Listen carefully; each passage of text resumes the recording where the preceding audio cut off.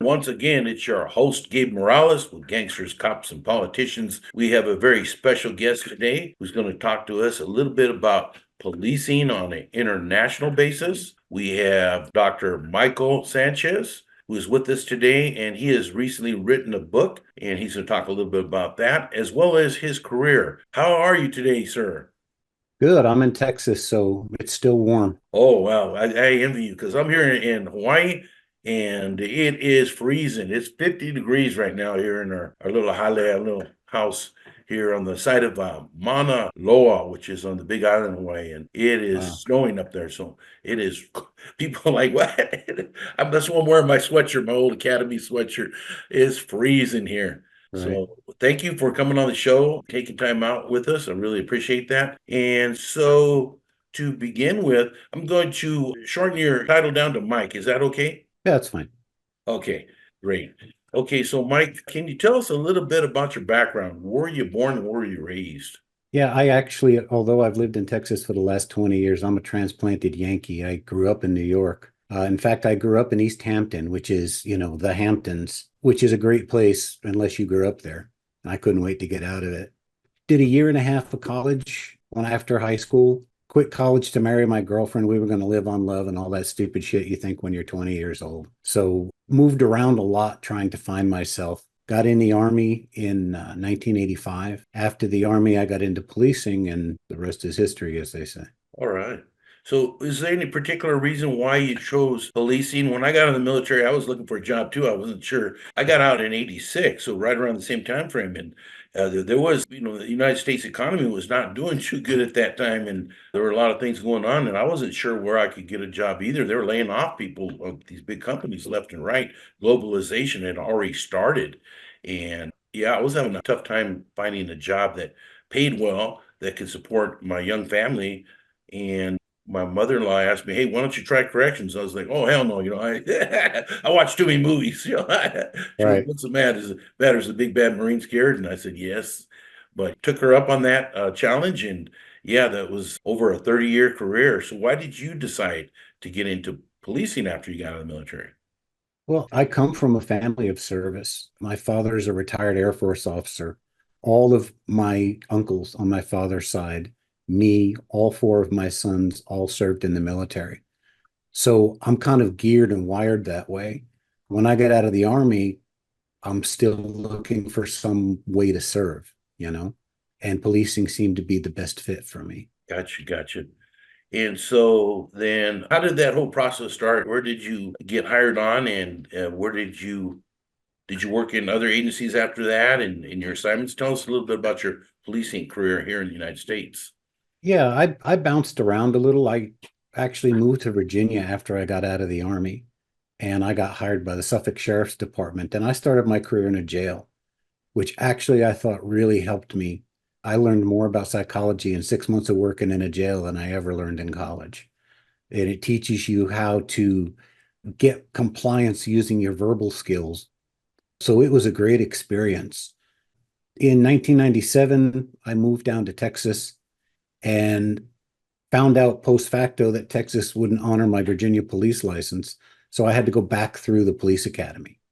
So I put myself through the academy working for the local sheriff's department as a jailer, and then became a reserve officer and then a patrol officer and a sergeant for the Port Isabel Police Department in Texas. Gotcha.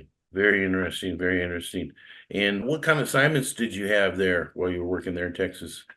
Oh, I've done just about everything. Detention, patrol, supervisor, hiring, logistics, investigations, personnel training, firearms instruction. So I've done just a little bit of everything. Very good. Very good. And then, so I understand, Mike, that you have a new book that came out called 4 Years with the United Nations International Police. Is that correct? Yes. And so what made you, I guess let me start off with how did you even get there into working in international policing? Let's start off with that and let's talk about the book. It's a really interesting story, and it goes to one of my life's philosophies, and that's that everything you do in life, life pays you back somehow. And when I was a patrol officer for Port Isabel PD, I had just become the training coordinator for the department because I had just been certified as an instructor. And we had an officer that we call ghost reserves. You carry them on the rolls as a reserve officer, but they never actually show up and do any work. You're just keeping their license active. So we had a ghost reserve named Richard Moore who showed up one day. I had never met this guy. And it turns out he was doing a UN police mission in Bosnia, and his Texas police license was about to expire. So he came back on leave and was looking for help getting his license squared away, and no one in the department would help him. So I told him, look, I get off at 2 because I was on day shift. Come back when I get out and I'll help you out. So I spent 3 hours of my time with him. I gave him a few classes, did the F7s and all the stuff I had to do to get his paperwork squared away, and didn't think another thing of it. 5 years later, I'm sending my third son, Dustin, to the Army. So I'm getting him his driver's license. And at the driver's license office, I run into Richard Moore. And he says, what are you up to? And I told him I had just lost my job as an interim chief of police and had no clue what I was going to do. And I was really stressed out about my future. And he said, why don't you get a UN mission? And yeah, okay, I applied, but thousands of people apply for UN missions. They're hard to get. Without another word, he pulls out his phone and he dials the phone number of the lead recruiter for Civilian Police International. And like that, I'm on the list to go to Kosovo. And that UN experience changed my life in every possible way because I took 3 hours of my time to help somebody 5 years earlier. Very good, very good. Well, I think it was Maya Angelou who said once very wisely that people won't remember what you said to them. They'll remember how you made them feel. And it sounds like in that case, the way you treated that guy came back and paid off down the line. He repaid the favor. Yeah, you can never know where and you can never know when. And to me, it's not even karma, it's physics. It's Newtonian. For every action, there's an equal and opposite reaction. You put bad out, you get bad in. You put good out, you get good in. And it's that simple, and it's proven itself throughout my life. So then you applied for international policing. Take it then you got accepted. What was that process like after that, and where were you assigned? Okay. Well, the process is kind of convoluted. It's called secondment. And America doesn't have a national police force, which is actually very rare in the world. So what happens is the State Department hires a contractor who recruits, trains vets, and pays and supports police officers from all over America. And then those officers are provided to the State Department, who provides them to the United Nations. So I went through this secondment process through Civilian Police International, and I was deployed in December of 2005 to Kosovo as an international police officer. If I remember right, was that still when they were going through a lot of the, I believe it was Yugoslavia, they got broken up into little countries there in the Balkans? Was that time period? Yeah, it was a little bit after that. The breakup, it was the last gasp of Yugoslavia because Kosovo is very small, 2 million people, and it was the southernmost province of Serbia. And although it was a part of Serbia proper, it was 85% ethnic Albanian. So in 1998-99, the Serbian army started a cleansing of Kosovo where they were ethnically cleansing and pushing people out of the country. And eventually in 99, NATO, led by the US, started bombing the Serbian army in Kosovo to stop them. And when that didn't work, we bombed Belgrade and Serbia proper. And then Serbia pulled out of Kosovo. But when they did, they pulled all of the agencies and organs of government with them. So Kosovo in 1999 was literally a province without a government. So the UN stepped in, and for 8 years, UN was the de facto government of Kosovo. So the UN police was created first to establish order. We were an executive police force, which means we had the power to investigate and arrest, but also to create the Kosovo Police Service, literally phoenix-like from the ashes of Yugoslavia. Gotcha. Wow. It sounds like it was virtual anarchy there before you guys stepped in and Man, that must have been really hard Yeah, as a lot of the guys I know that were there in 99 and 2000 said it was like the Wild West. unbelievable. Well, my hat's off to you, man. I don't know if I could do it there, Mike. So then, did you have any assignments after you did that one? Well, when I went to Kosovo, I had a sequence of assignments, and my first job was as a counterterrorism investigator on a task force that some genius named the Men in Black Task Force. And what made it really funny was the guy who named it hadn't seen the movie. So I get deployed to this task force with five other Americans, and they told us that we were voluntold out of the deployment class because we all had experience as investigators and we all had high shooting scores, which seemed like a an odd combination, you know?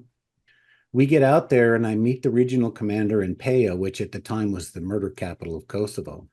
And he told me the reason that they created this task force of all American police officers was because all of the Kosovo police officers investigating this terrorist group had been assassinated. Hmm. So I got my first job because everybody else doing it got killed. So I was on like super high alert. You know, I slept with my gun right here when I was on that task force. I was on that task force for 4 months and I got promoted to police instructor and firearms instructor for the UN Police Training Center in Pristina, which was the capital of Kosovo. A little while later, I was promoted to deputy chief of training. And then in 2007, I got an enormous promotion to the director of personnel and administration for the UN police.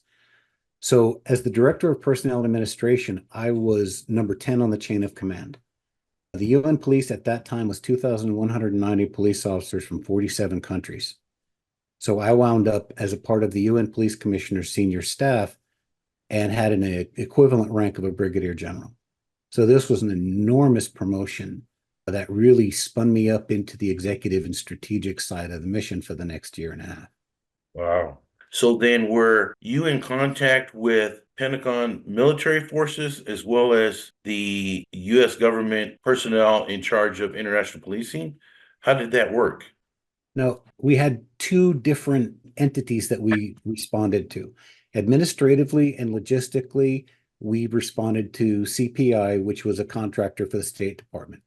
Operationally, we were under the United Nations.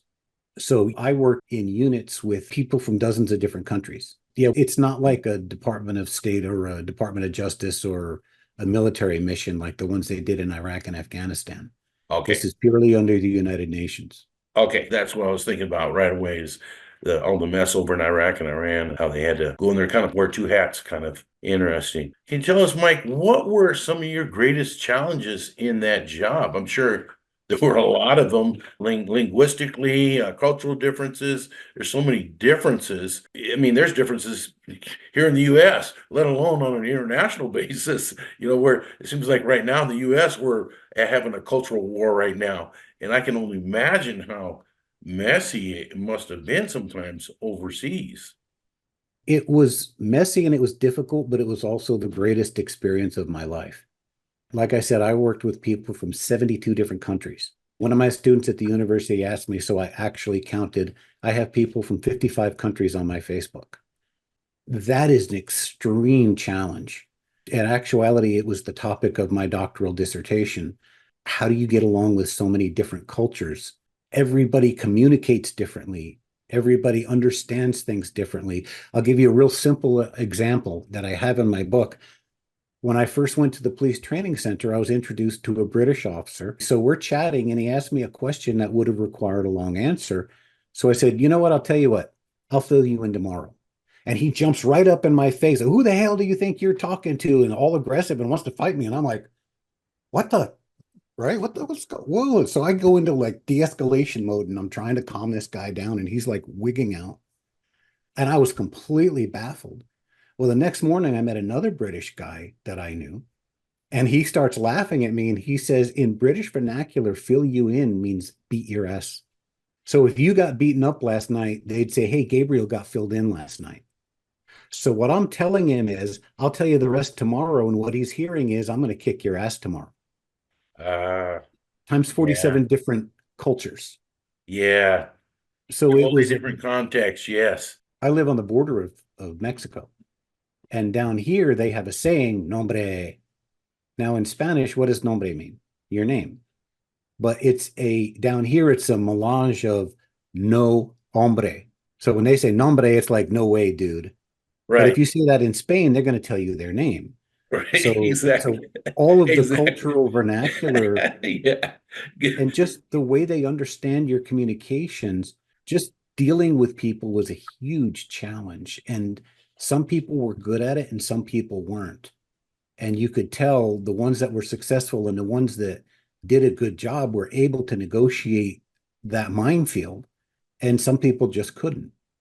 Gotcha. Gotcha. You already spoke a little bit about that, but then I would ask you now, what were some of your greatest accomplishments? And it sounds like making those connections was part of it.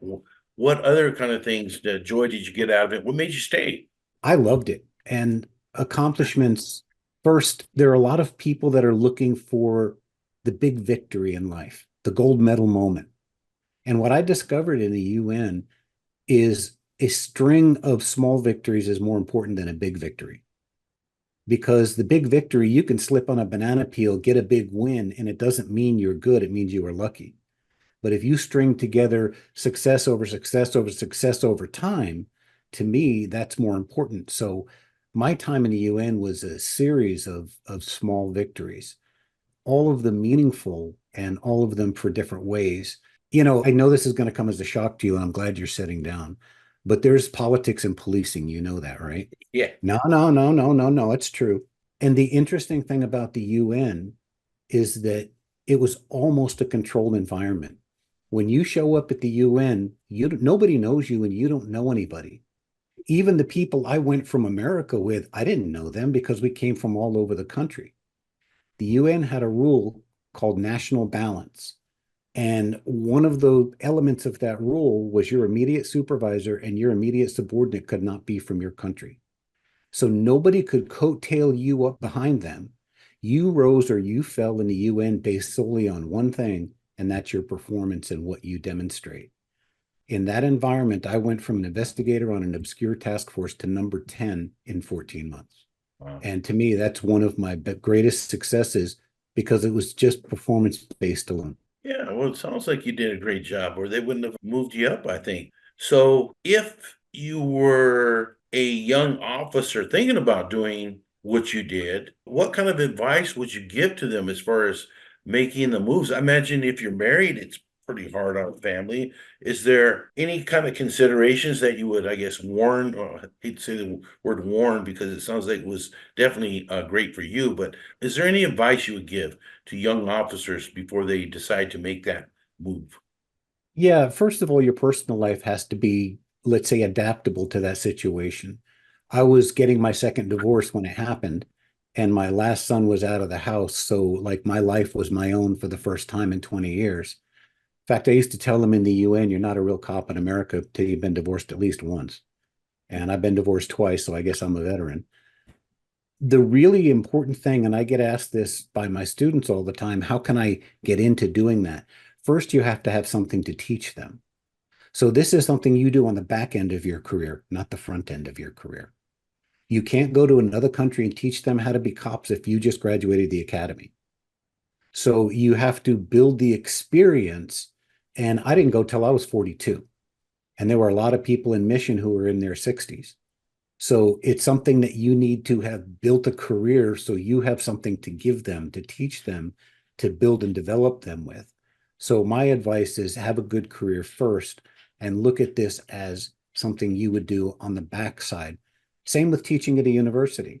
I teach criminal justice at the University of Texas, Rio Grande Valley, but I have a career now to contextualize everything I'm teaching them rather than getting into it with no experience. Right. You're not just quoting this study or that study. You've actually did some application when you're relaying that information to them. Right. Very good, very good. And so you mentioned a little bit about politics. Let me ask you then, for politicians, what kind of advice would you give for politicians? What would have made your job easier? What would you have liked to told the politicians? Stay out of the way, give me assistance. What kind of things could they have done better to help you complete your mission? Oh, a couple of things. First of all, the politicians would send a 26-year-old wunderkind with a master's degree in international relations over to Kosovo to tell us who were on the ground, who have been watching and observing for 2 years, to tell us how to fix it. So there's a disconnect. And, theory and application are different. And I'm not a believer in only theory or only application. You have to understand the theory, but you can't implement a theory. You have to be able to bridge that theory into a practical application that works. So you would get people with theoretical knowledge would come in and try to apply that, and it was just never quite successful. Gotcha. Another thing, and I get into this argument all the time, people will ask me, why should we be spending money in places like Kosovo? Okay, when we have poor people in this country. Let's forget about the fact that the people saying that also fight helping the poor people. But let me give you a simple answer. In my mission, I married an Albanian from Kosovo, and we've been together 18 years now. And she has brought a lot of joy to my life. When NATO troops moved into Kosovo after they kicked the Serbian army out, at the police station in Serbia, in Klina, in Kosovo, they found the Serbian hit list for villages slated for destruction, and my wife's village was 30 days away. So if we had delayed 31 days, my wife and all my family and everyone I know would be dead. So the reason we should be doing this is because they're human beings. And as much as I hate to quote a superhero, with great power comes great responsibility. And if you can do something to stop that kind of abuse, we should, because they're people, they're humans. Let me give you a little context for this. My wife's mother was 2 weeks away from dying from breast cancer, and they had to put her in a wheelbarrow and wheel her out into the middle of the woods to hide so they weren't murdered by the Serbian army. My wife and her sisters slept for 3 weeks in the unheated attic of their house to hide from the Serbian army to keep from being raped. To Americans, that's not real. Yeah, it happens on TV, but we can't wrap our minds around that ever happening in America, so we don't see it as real. I've been there and I've seen it, so I understand it at a much more granular level. Mm. Terrible, terrible, terrible. Yes, indeed. Thank you for doing what you've done.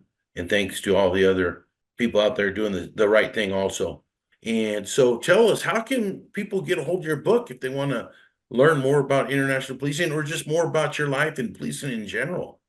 The book is actually kind of cross genre. I had one person from Canada read it, and he said this could be a standalone book on leadership because I take the reader through all of the leadership growth and experiences that I had while I was in the UN. If you want to understand the world better, I got to know people from every conceivable culture, race, religion, a level of economic attainment. I worked with people from Germany to Malawi. So I learned the world in a way that most people can't. Where else can you work with people from 70 different countries?